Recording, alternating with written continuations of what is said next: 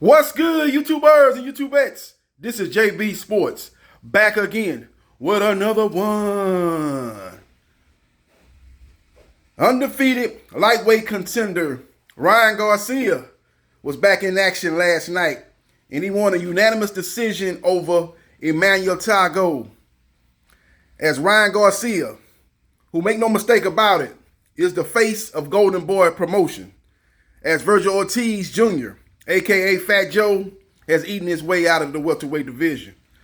Now, Ryan Garcia made his much-anticipated, long-awaited return to the ring in San Antonio, Texas, a.k.a. the Alamo City, and he got a unanimous decision victory as he failed to get the knockout that he desperately wanted. He was throwing haymaker after haymaker in this fight. He wasn't looking to chain speed on his punches, kind of like what Triple G did in the Murata fight. He was loading up on every shot. He was looking for the highlight reel knockout, and he failed to secure that highlight reel knockout. I believe if he would have established the jab and cut off the ring, he could have got the knockout. Went to the body a little bit, doubled up on the jab to the body to kind of stunt the movement of Emmanuel Tago. I think then he could have actually went upstairs and got the knockout. But he was throwing hooks, left hooks and right hooks. He was throwing every shot with bad intentions. And Emmanuel Tago, being a crafty, defensive type of fighter, was in survival mode from pretty much the second round on. He was in survival mode. He felt the power of Ryan Garcia, and he didn't want none of that. He said, my best bet is just to not get carried out on no stretcher, get knocked out, get severely concussed, and I'm just going to live to fight another day, man, because that guy put on his track shoes, and he did a lot of running. Only thing he kind of did well was he kind of doubled up on the jab a little bit, man, but as soon as Ryan Garcia started throwing his power shots, man, he was grabbing, holding, ducking, and he wasn't having no kind of response. Didn't even try to counter one of Ryan Garcia power punches, man. He was in straight survival mode. And that was a damn shame, man, but give Ryan Garcia credit, man. He looked pretty good, in my opinion, for a guy that hadn't fought in 15 months. A lot of people are talking down on his performance, saying that, it's a guy that was coming off a knockout win in his last fight against what many people consider a better opponent in Luke Campbell, and he did not get the victory against a guy. He did not get the knockout victory against a guy that a lot of people were anticipating going into the fight. With all that being said, Ryan Garcia, who will he fight next? I know the biggest fight in the lightweight division, one of the biggest fights in the sport of boxing, is Ryan Garcia versus Gervonta Davis. We got two guys. You got one guy that's basically got one fight left with Mayweather Promotions, and then he'll be a free agent. Oscar De La Hoya said today that Gervonta Tank Davis can give him a call, and we will look to set up a fight between Tank Davis and King Ryan. It will be part of a 3-fight deal with Golden Boy Promotions. That's what Golden Boy Promotions CEO Oscar De La Hoya is looking to do. Now, Tank Davis has said here recently at the press conference promoting the fight between Tank Davis and Rolando Rolly Romero that it's about the bag.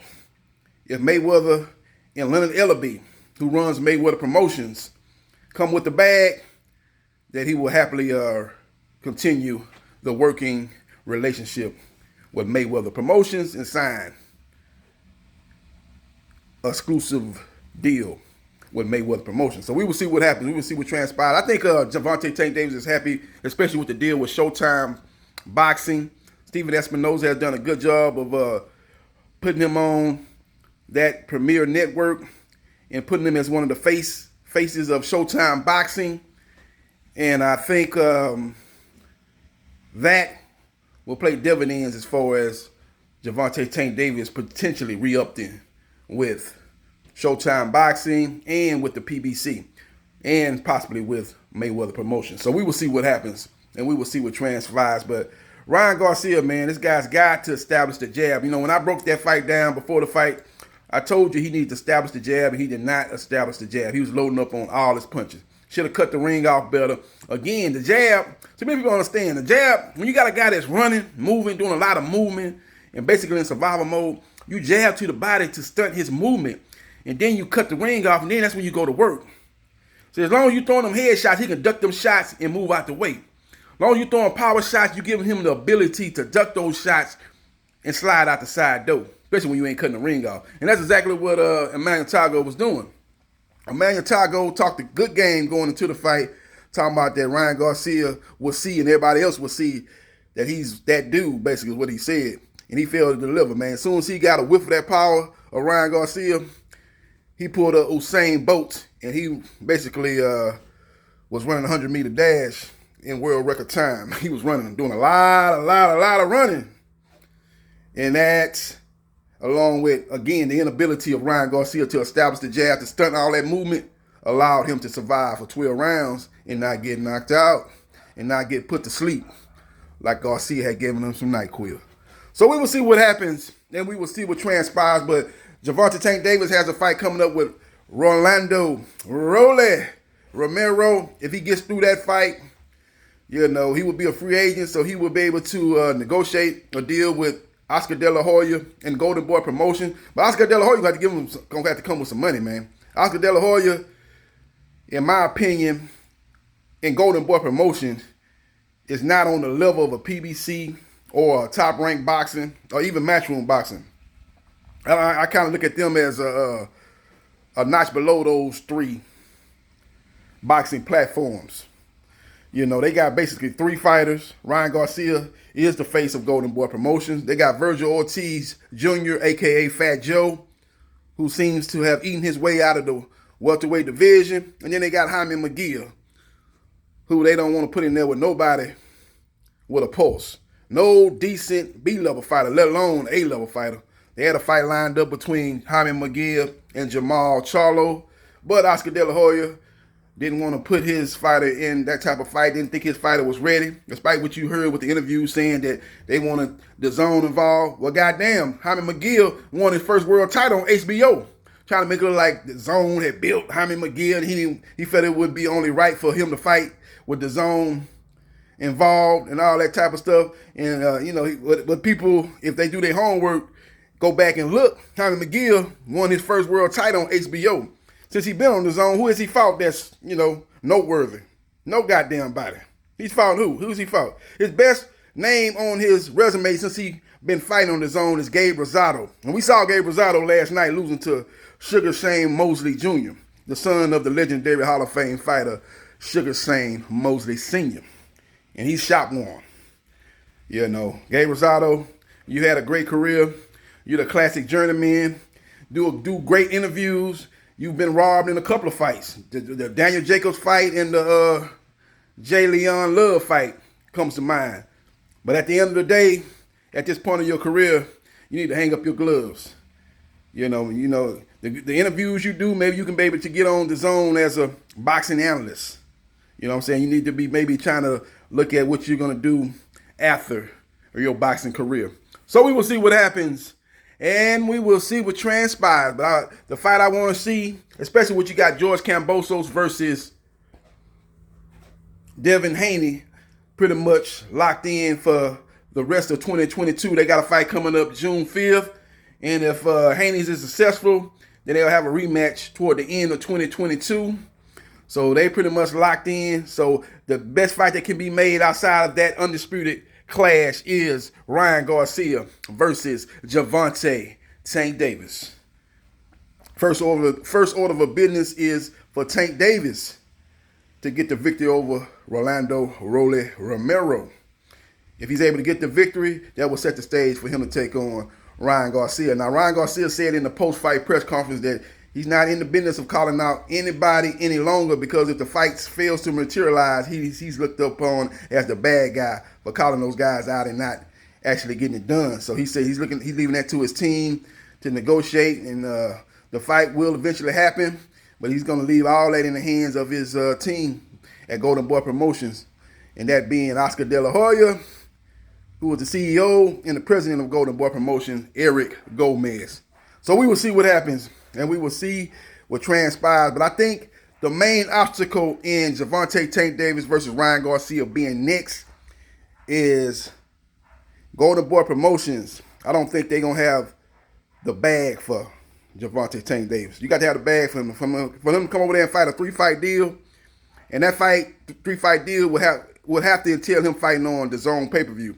Because Gervonta Tank Davis ain't leaving Showtime to go fight on the DAZN. He's not leaving the premier cable network to go fight on the app. That's not going to happen. So the 3-fight deal would basically be 3 DAZN pay-per-view fights. And it have to be a big guarantee for Gervonta Tank Davis. It probably would be a 2-fight deal with Ryan Garcia. If he beats Ryan Garcia, he had to get Ryan Garcia a rematch. And if he's successful in a rematch, they probably set the stage for him to fight maybe a JoJo Diaz. I believe that probably would be the package that they give to Gervonta Tank Davis. And if the bag is big enough, it's more than what, Leonard Ellaby and Floyd Mayweather are able to come up with. I would advise Gervonta Tank Davis to do just like Devin Haney did when he left Matchroom Boxing DAZN when his contract was up and he signed a 3-fight deal with ESPN and Lou DiBella and Bob Arum. Do the same thing. You got to look out what's best for you, man. And I believe Gervonta Tank Davis is at the stage of his career that he really don't need no promoter. He's big enough where he can actually go the same route that Roy Jones Jr. did when he left Top Rank Boxing. He basically was his own promoter, and he basically worked with the cable network of HBO to secure his fights. I think Gervonta Tank Davis could do the same thing. He could go that same route, basically work his own deal with Showtime Sports. And maybe do a multi-fight deal or do it on a fight-by-fight basis to keep yourself free to secure the biggest fights at 135 and 140 pounds. So we will see what happens, and we will see what transpires. Let me know your thoughts about the performance of Ryan Garcia. I could probably give him a B.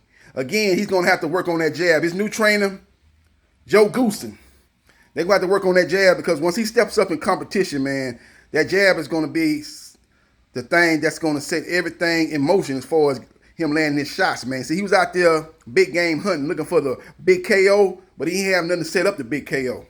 He was just loading up on every punch. He's going to have to learn how to use that jab to set everything up. He's got the reach. He's got the height.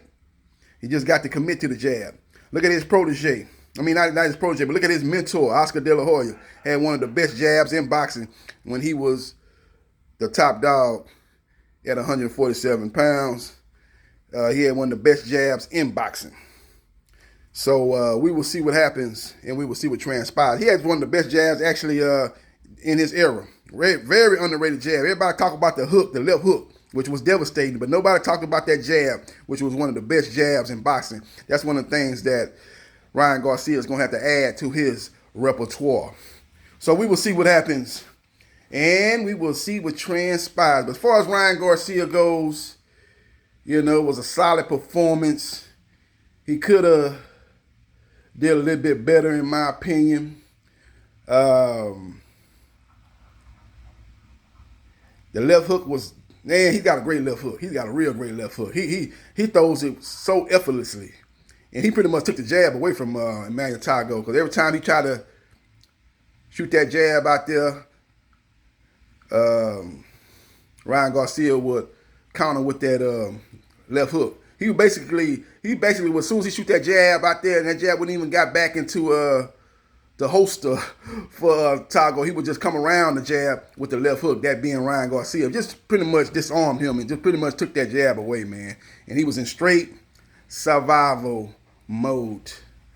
So we will see what happens, and we will see what transpires. I like he had better head movement too, man, because the jab that Tago had, which was his best weapon, was pretty much nullified with the left hook, and with him basically keeping his chin, off the straight line. He kept the chin off the straight line. He wasn't backing up in a straight line, which it would have enabled Tago kind of to follow him and double up on that jab and maybe come with something behind the jab and catch him, kind of like what Pacquiao did with Keith Thurman in that fight.